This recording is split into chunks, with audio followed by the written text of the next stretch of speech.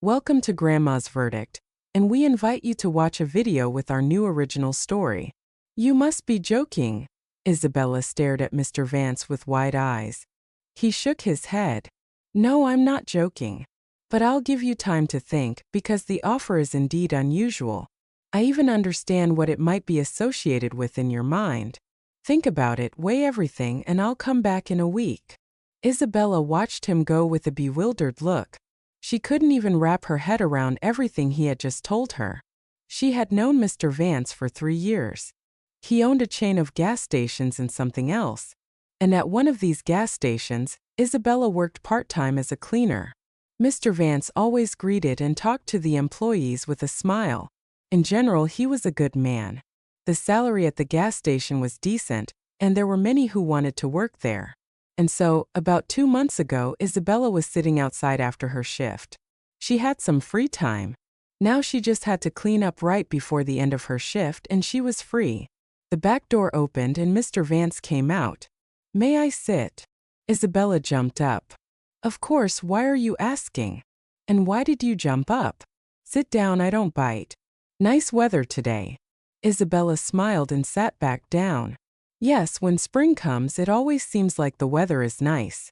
And all because we're tired of the cold and snow. You might be right. I've been meaning to ask you, why are you working as a cleaner? I heard Laura offered you a position as an operator several times. The salary is higher, and the work is cleaner. I would love to, but I can't because of the schedule. I have a little daughter, she's sick. When everything is fine, a neighbor stays with her, but when she has an episode, I have to be there myself. So Mrs. Ivanova and I work together. Thanks to her. She always meets me halfway. We switch when we need to. I see. And what's wrong with your daughter? Oh, don't ask. None of the doctors have been able to figure it out. Some kind of seizures, she can't breathe. Panic and, in general, a lot of things. And the doctors just throw up their hands. They say that a serious examination is needed, but they don't do it for free. They said that we need to wait for her to reach puberty, and then perhaps it will all go away on its own. Strange doctors, of course. Well, hang in there, everything will be fine. Isabella thanked him, and in the evening she learned that Mr. Vance had given her a bonus. He didn't say what for, he just gave it to her. She hadn't seen him since. But today he had come to her house. Isabella frankly almost fainted. First when she saw him, and then when she heard what he was offering her. And what he was offering was this. Mr. Vance had a son, he was almost 30. And for 7 of those 30 years, he had been in a wheelchair. He had been in an accident, and since then, no matter what the doctors did, he couldn't get up. Because of this, he had fallen into a deep depression. Lately, he didn't even want to talk to his father. And so, the idea came to Mr. Vance that he needed to get his son married for real so that he would want to live, so that he would want to fight. Mr. Vance, of course, was not sure of anything, but he decided to try. And it seemed to him that Isabella was the perfect candidate for this. Isabella, you will live wonderfully. You will have everything.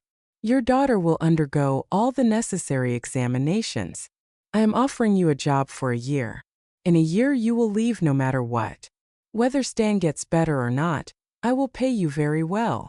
Isabella couldn't even find the words to express her indignation. And Mr. Vance apparently understood everything.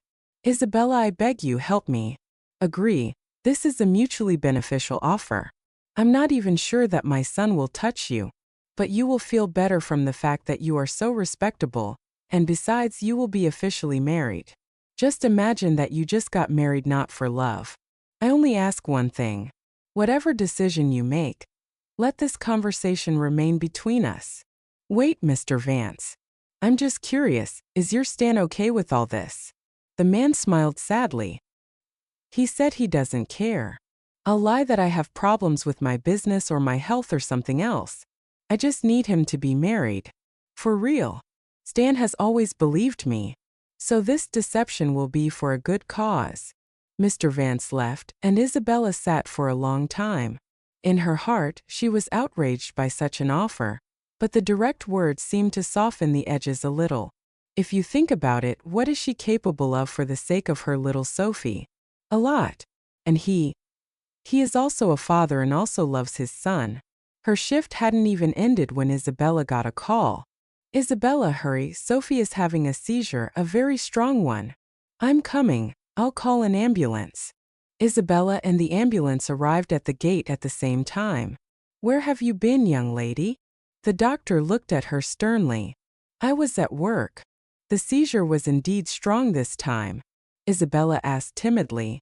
Maybe she needs to go to the hospital? The doctor, who had come to them more than once, said wearily. What's the point? You know perfectly well that they won't do anything there. They'll just make the child more nervous. You should go to the capital, to a good clinic, to good specialists. 40 minutes later, the doctors left. Isabella took her phone and called Mr. Vance. I agree. Sophie is in trouble again. The next day they were leaving. Mr. Vance himself came to pick them up, accompanied by a young, clean-shaven man. Isabella, take only the bare essentials. We'll buy everything. She nodded. Sophie was looking at the car with interest. It's so big. Mr. Vance knelt in front of the girl. Do you like it? Very much. Can I ride in the front seat? I'll see everything. Can I? I really want to. Sophie looked at her mother and she said sternly, the police will see you and give you a ticket. Mr. Vance laughed and opened the door. Hop in, Sophie. We'll give those policemen a ticket ourselves. The closer they got, the more nervous Isabella became. My God, why did I agree? What if there's some inadequate monster there? Mr. Vance noticed her state. Isabella, calm down. We still have a week before the wedding. You can change your mind. And besides, Stan is a good guy, smart, but something in him broke. You'll understand everything yourself. Isabella got out of the car, helped her daughter get out, turned around and froze. It wasn't a house, it was a castle. And little Sophie didn't keep quiet. She exclaimed, Mom, are we going to live in a fairy tale? Mr. Vance laughed and picked up the little girl in his arms. Do you like it? Very much. Until the wedding, Stan and Isabella saw each other only a few times at dinner. The young man ate almost nothing and said almost nothing. Rather, he was simply present at the table, and Isabella would secretly observe him. He was handsome in principle but pale. It was probably because he just didn't go outside. She understood that he didn't feel any better than she did, and she was grateful that Stan didn't even touch on the subject of the wedding. And on the day of the celebration, it seemed like 100 people were running around Isabella. The dress had been delivered just yesterday. When Isabella saw it, she just sat down. How much does it cost? Mr. Vance smiled. Isabella, you're so impressionable, it's better you don't know. By the way, look what else I have. And he took out a complete copy of her dress, only a very small one. Sophie, will you go and try it on? The daughter shrieked so loudly that they had to cover their ears. Then there was a fitting. The little princess was striding importantly around the room in a beautiful dress. At some point, Isabella turned and noticed Stan. He was at the open door of his room, looking at Sophie and smiling a little. The daughter's room was now next to their bedroom. Their bedroom. Isabella couldn't imagine what would happen now. Mr. Vance suggested they go to their country house, but Stan shook his head. Thanks, Dad, we're home. The bed was huge. Stan was far away and didn't seem to be going to bother her. So Isabella, who was going to stay awake all night, fell asleep quite quickly. A week passed. She and Stan even talked sometimes in the evenings. He really turned out to be incredibly smart, and he made no attempts to encroach on her. And Isabella slowly began to calm down. One night she jumped up. Something had happened. Her heart was pounding. Isabella rushed to her daughter's room. And so it was. Sophie was having a seizure. Stan, help, call an ambulance. He was already in his chair, appeared in the doorway, quickly grabbed his phone, and a minute later, a sleepy Mr. Vance ran in. I'll call Alex. The ambulance doctors were strangers to her. Probably completely different ambulances came here. Their uniforms were so different, the equipment. And then the family doctor arrived. The doctors consulted for a long time after the seizure was over. Isabella was with her daughter, Stan was nearby. He was holding the girl's hand in his. Isabella, has she had this for a long time? Since birth. We've been in the hospital so many times, had all sorts of tests, but nothing. That's why Sophie's father said we shouldn't get in his way. And you loved him? I suppose so, but that was so long ago. And that's why I agreed to your father's offer. Isabella raised her eyebrows in surprise. Stan just smiled. Father thinks I don't know anything, but I've always read him like an open book. I was afraid, of course, of who he would find for me. But I saw you and was surprised. You are completely unlike those who are ready to do anything for money. And now everything seems to have fallen into place. Isabella, don't cry. We will definitely cure Sophie. She's a good girl. She didn't break unlike me. And why did you break? You are smart, handsome. You are good. He smirked. Tell me, would you have married someone like me, but under different circumstances? Isabella thought for a second, then nodded. Yes, I think it's much easier to love you than many of those who run around. But that's not the point at all. I don't know how to explain. Stan smiled. You don't have to explain anything. You know, for some reason I believe you. A few days later, Isabella found Stan doing a strange activity. He had taken out some strange device and was doing something with it. Well, it looked like he was exercising. What is this? It's an exercise machine. Right after the accident, I was supposed to spend at least 3 hours on it, but I decided that nothing would help me. And now, you know, I'm ashamed in front of Sophie, in front of you. There was a knock on the door, and Mr. Vance's head appeared. May I? Come in, of course, Dad. The man froze on the threshold, seeing what his son was doing. Then he swallowed and turned to Isabella. Tell me, did you have a difficult birth? What is it? You see, the doctor said that they probably pulled Sophie and damaged her temporal bone. It healed on the outside, you can't see anything. But inside it's pressing on some nerve. It can't be. Isabella sat down. And what do we do now? Tears quickly rolled down her cheeks. Okay, no crying. The doctor said it's not that scary, but an operation is needed. They'll remove what's in the way, and Sophie will be a normal girl. But it's her head. It's dangerous. Stan reached for her and took her hand. Isabella, listen to Dad. Sophie will be able to live without seizures. And is it expensive? Mr. Vance looked at her in surprise. That question shouldn't concern you at all. You're in the family. Isabella was in the hospital with Sophie. The operation was successful. They were promised that in 2 weeks they would definitely be home. Home.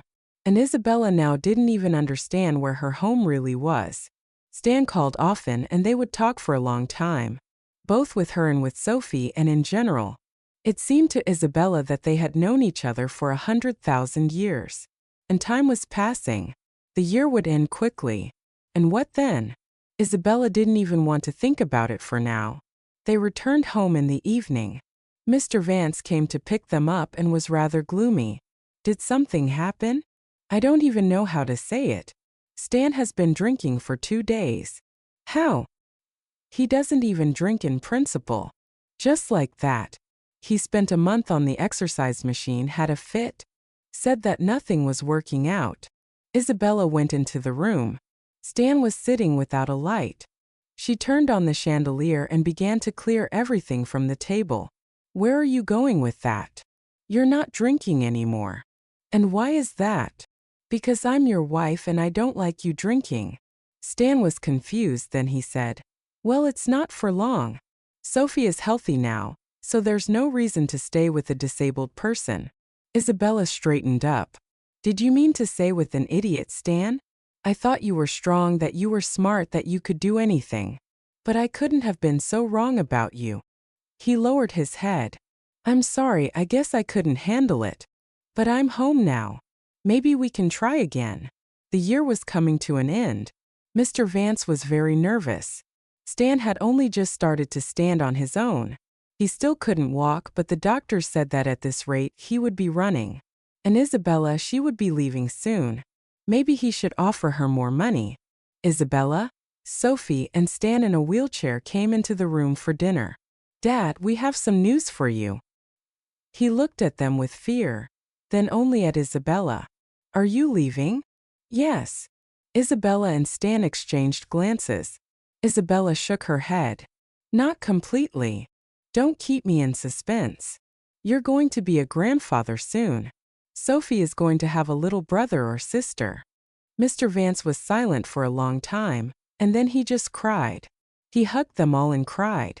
If you enjoyed the story, please support me with a thumbs up. Don't forget to write a comment. I really appreciate seeing your opinion. See you soon.